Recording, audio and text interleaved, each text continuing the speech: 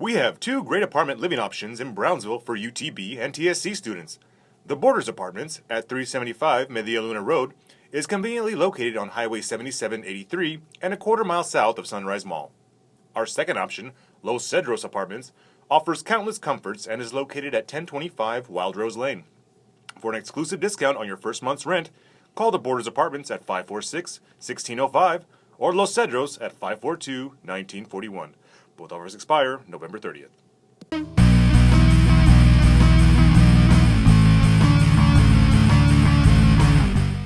Hello, and welcome to the Collegian News Webcast. I'm Victoria Brito. And I'm Jonathan Baldwin. Here are this week's stories. Project South Texas has received allocated money from the Permanent University Funds to construct 3 new buildings. Clary Quezada has the story. Guaranteed not to bounce. That's how State Senator Chuy Hinojosa described the $196 million check set aside for the new UT System University in the Rio Grande Valley. UT System Board of Regents Vice Chairman Gene Powell and Regent Ernest Aliceda accompanied UT System Chancellor Francisco Cigarroa to the Regional Academic Healthcare Center in Harlingen to present the check to Project South Texas. Honor to second Chairman Powell's motion. It's a greater honor to be bringing a symbolic check today for $196 million to create 3 new buildings, one at UT Brownsville and 2 UTPA. This is the first time that monies from the Permanent University Fund, a public endowment that supports the eligible institutions of the University of Texas and Texas A&M University systems, have been allocated to South Texas. Randy Whittington, a Harlingen attorney and former chairman of the UTB Development Board, said that receiving money from PUF was a result of a 25-year struggle. This is the culmination of 25 years of struggling to become part of the Permanent University Fund. And it's going to make things like the new university possible, things that we've never been able to even think about in the Rio Grande Valley before because we didn't have the resources. Now we will. Students from UTB and UTPA attended the event. UTB sophomore government major Brisa Marie Rodriguez said being eligible for PUF means great things for the future. I know there's been a lot of talk of having a medical school here, but actually when the construction starts happening, it's going to be like, wow, this is actually happening. And I personally want to go to law school, so maybe later on they might want to, construct a law school here, and I think that would be really great too.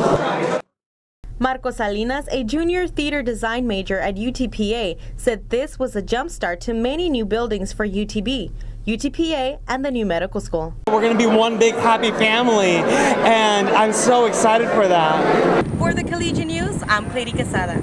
The Student Government Association will be moving forward in the spring semester without a key person. Victoria Brito reports. Effective December the 6th, I'm going to be resigning from UTB. I've accepted a new position at UTPA. I'm going to be the Director of the Student Union and Residence Life at UT Pan American starting December the 9th. Martinez has been with UTB since 2004 and has been advising the SGA since 2005. He also served in the SGA as an undergraduate at UTB, graduating in 2003. It's been a great semester, and I'm already missing you guys, even though I haven't left, but I wanted to let you know now because if there's any things you need from me, any last minute things you want me to wrap up as I kind of transition out of my department, I want to make sure that you feel that I'm still there for you. And even once I'm over there in Pan Am, questions, support, or anything you need, I'm only a phone call away. Even though Martinez will be going to work at UTPA, he will still reside in Brownsville. And it's a weird thing though, because even though I'm leaving, we're kind of coming back together. In other business, the SGA approved Resolution 13, which allocates funds for the purchase of cups and lemonade powder for the next installment of the Writers Live series, which was scheduled last Thursday. The Brownsville City Commission has awarded a contract for the demolition of 9 dilapidated buildings to a mission company after a long debate over the issue. Kayla Contreras fills us in. On November 5th, the Commission tabled the item so that city administrators could find out if the city can use a local company instead of MR Construction and Demolition of Mission, which was the lowest bidder at $85,110. I'm still a little uneasy about not being able to bid to, or give the bid to a local business, given that we have 3 local companies of the 5. City Manager Charlie Kavler also told the Commission that demolition is being paid for by federal community block grant funds and advised that the decision to award the contract should be made quickly because of the federal funds that are being utilized. District 1 Commissioner Ricardo Longoria asked Grant Director Stephanie Reyes if the Commission decides to invoke a local preference, will the city not meet the regulations of the U.S. Department of Housing and Urban Development. The biggest concern that I have is that this project has been significantly delayed. Rick Cardenas, president of Cupco Construction in Brownsville, and the second lowest bidder at $86,000, was not allowed to address the Commission because the contract was not a public hearing item. Normally we could go with local preference. Both businesses are minority owned. The lowest bidder is a woman owned business. I mean, my biggest concern is our standing with HUD. We're trying very hard to get back into good standing. Commissioners Longoria, Villarreal, and at-large B. Rose Gowan voted in favor of awarding the contract to MR Construction and Demolition.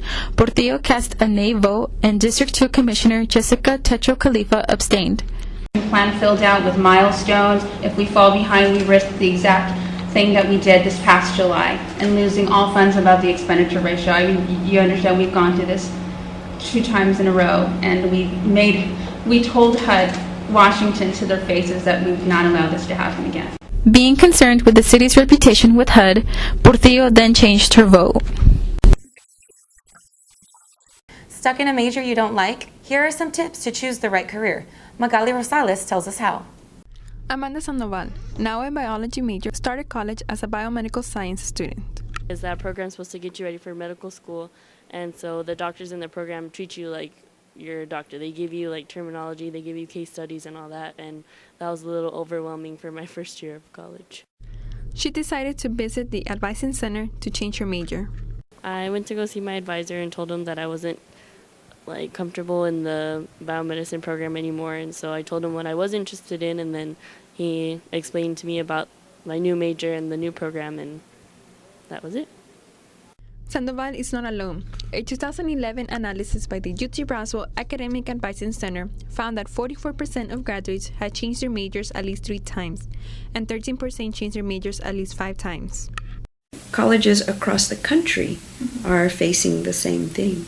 Students who change their major frequently. So we understand that we have a job to do to help students explore and explore earlier and have lots and lots of opportunities to experience different majors without losing credits. Isnaga said that students can explore the different majors by visiting the Academic Advising Center and speak to an advisor who can talk with the students and take them through the career assessment tool that is available. The time to graduate for a student who changes majors depends on how dramatic the change is and the timing of the change. Regardless of the changes students make to their academic degree, they still receive 150% of the credit hours for financial aid. Students are allowed 150% of the hours in any degree. So in a bachelor's degree in Texas, they're typically 120 hours. So 120 would be 100%. And then if you add 50%, that would be half of 120, which would be 60, right? So you add the 120 for the degree, and then 50% more, 60, which is 180 hours. Carolina Hernandez, now a psychology major student, says she was previously majoring in education. I realized I didn't like it when I took a class where we had to observe students in an elementary school, and I realized that was not for me. So at the same time, I was taking Intro to Psych, and I started loving psychology more. To change her major, Hernandez talked to an academic advisor who showed her the new degree plan and told her how many hours she needed to complete it. I love studying psychology. It's very interesting, and I can't wait to graduate and start working in my area study. For the Collegian News, I'm Magali Rosales. Thousands of people attended the annual HEB Feast of Sharing on November the 20th. Brenda Lopez checked it out. Thousands of people enjoying live music while eating turkey and pumpkin pies.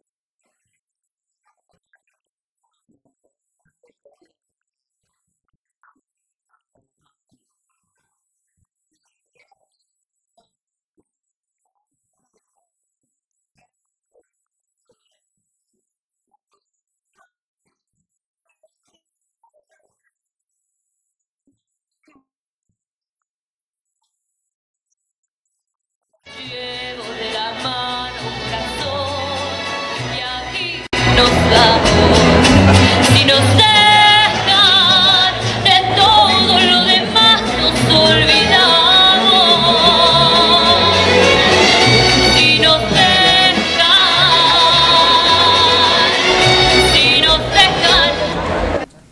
Many students are taking advantage of internships and study abroad programs.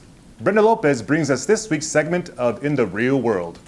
In this week's Real World, we meet Jesus Villafranca, who took an internship with Pronto Insurance last summer. My internship pretty much involves everything that related to all the equipment there at MGA, which is the main office here in Brownsville, and all the insurances throughout the valley and the ones that we have in San Antonio. And we're pretty much in charge of everything when it comes to computers, the network, the printers, the phone systems.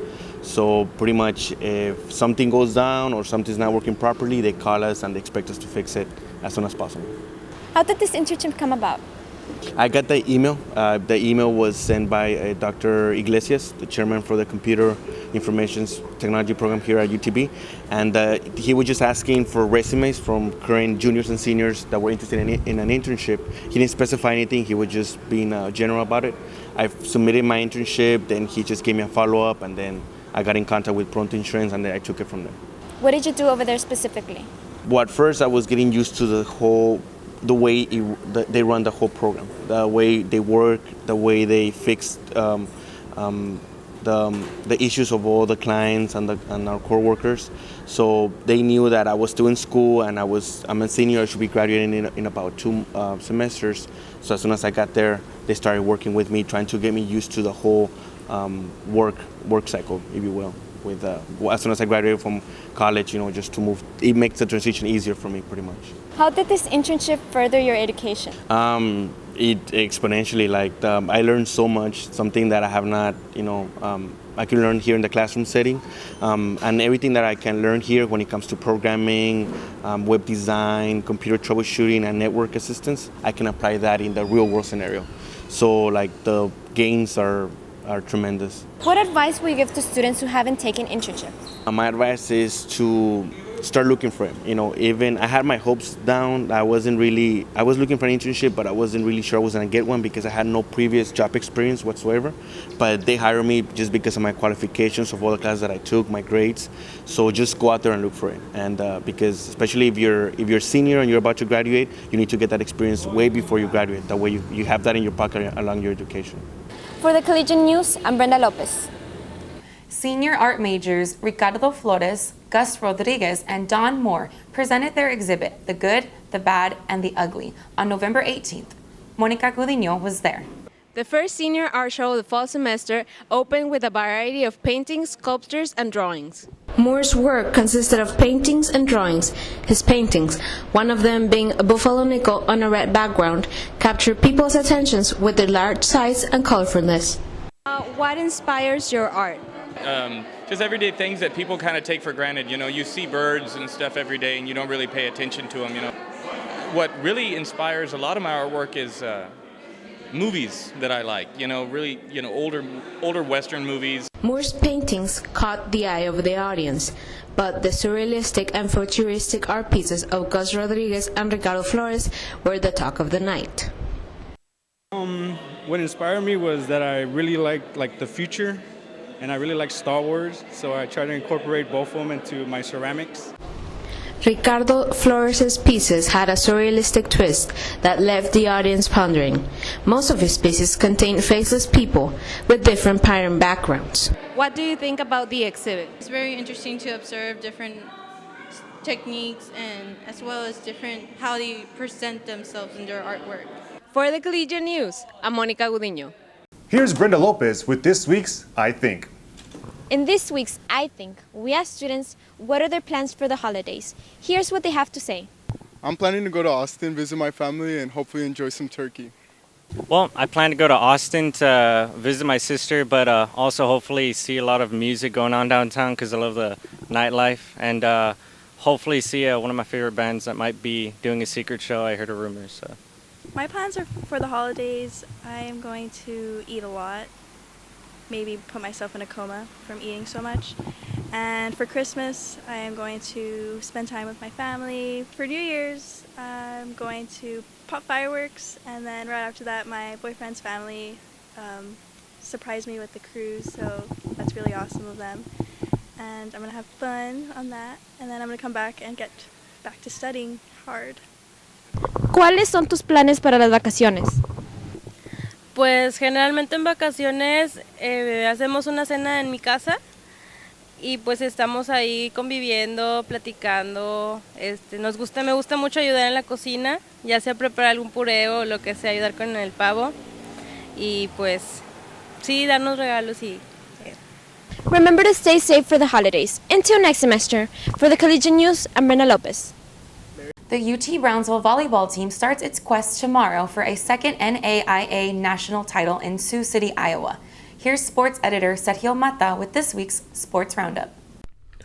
The UT Brownsville volleyball team will compete in pool play starting tomorrow in Sioux City, Iowa, in which they will compete for the National Association of Intercollegiate Athletics Volleyball National Championship. The Ocelots are looking to capture a second championship title in 3 years. It's been a long couple of weeks here since we've played, and it's just hard to get through those 2-3 weeks of practice with no matches. But the girls are finally starting to see the light at the end of the tunnel, and we've had 3 really good days this week. So we're just excited to get up there and see what we can do. Defending champions Concordia University, number 3 Biola University, and 2012 runner-up number 11 Columbia College are among the 24 teams remaining in the NAIA Volleyball National Championship Tournament. The men's cross-country team competed in the National Association of Intercollegiate Athletics National Championship November 23rd. 4 women from the cross-country team also raced in the national meet. The Garcia sisters and Selena Becerra each placed in the top 10 at the Red River Athletic Conference meet to qualify. The men's and women's soccer team were not selected to compete in the NAIA National Championship Tournament. Both teams lost in the finals of the Red River Athletic Conference Tournament November 9th. For the Collegian News, this is Sergio Mata. A ukulele player took the top honor in this year's Noche de Estrellas student talent show. Reporter Victoria Brito was there. Dozens of students packed the Student Union's Grand Salon for this year's Noche de Estrellas. Well, I was just sitting there in the Student Union building, and then some girls came up to me and said, "Hey, here's the thing for this talent thing." I'm like, "Oh, okay." So I gave them my number, and then they just called me like at about 1 o'clock today and told me, "Oh, you're gonna be singing today." I'm like, "Okay." Luckily, I brought my ukulele with me. I usually don't bring it on Fridays, but good thing I brought today. The dreams that you dare to, oh, dreams really do come true. Ooh, well, I see trees of green and I see red roses too. I watch them bloom for me and you. Ganas and 17 other acts, singers, guitarists, dancers, and even mimes took the stage in the Student Union's Grand Salon to compete for cash prizes. Guitarist Jose Villarreal and Luis Garcia won second place and $150 for their tribute to Jimi Hendrix.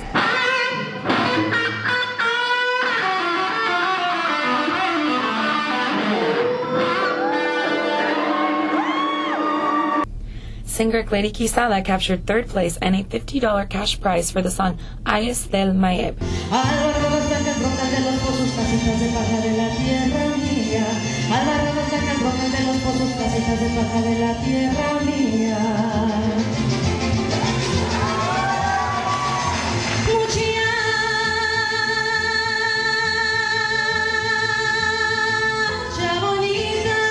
Honorable mention went to mimes Jose Silva and Cynthia Nava, who earned $50.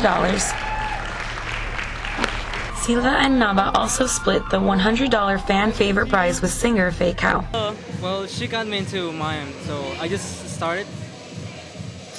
She's a noob. Singing, I just feel free and I just feel like myself. Like I can express anything I want. It was great. We had a great time. We had no expectation. We just wanted to come up and jam, and luckily we got second. I thought the talent was amazing. It was very difficult to select a winner. We have the best students and the most talented. For the Collegian News, I'm Victoria Brito. The fall 2013 semester has finally come to an end. We thank you for your viewership and your support. We at the Collegian would like to bid you a farewell by sharing a few laughs with the following blooper reel. Enjoy, and happy holidays. For the Collegian News, I'm Victoria Brito. And I'm Jonathan Baldwin. See you in the spring. Test, 1, 2, 3. Okay. From the top? Yeah. Okay. Right now? Yeah. Okay. The event allowed students to compete to win a chance to spin a wheel. Jesus. What the? Curbside recycling. Say curbside recycling. That's what it is? Curbside recycling pilot program. Okay, cool. All right. Curbside. Okay, let's do this. Ready? One more time. The city of Brownsville will start a curbside recycling pilot program in January. Dude, what the? Okay, ready? Okay. I'm ready, bro. You ready? Sorry, okay, let's go. Ready? Last Tuesday, the Dean of Students explained what happened, what can happen.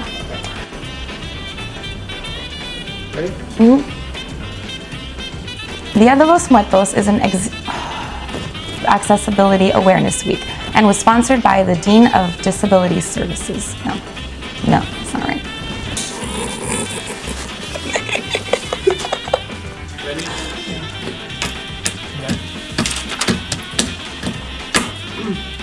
I am rolling 3.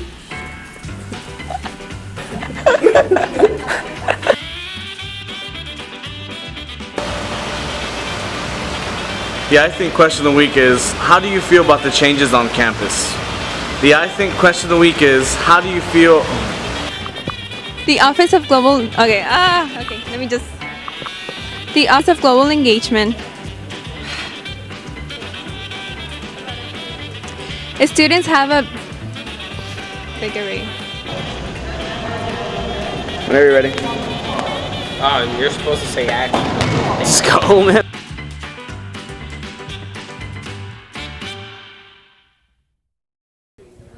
Okay. I can do this, you guys. In this week's I Think.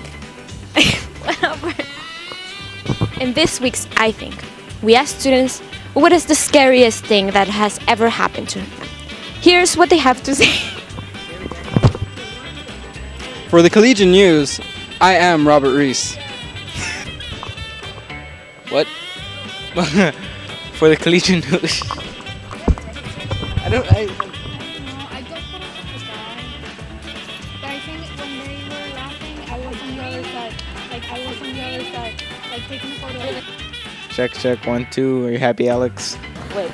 Yeah.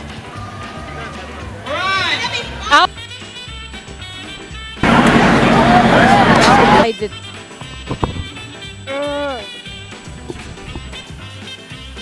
Show me the paper. Okay. For the Collegian News, I'm Kayla Contreras. Oh, no way, I said my name wrong. Please tell me about your experience in Spain. Oh, wait. About your experience on Spain and the photojournalism course you took this summer.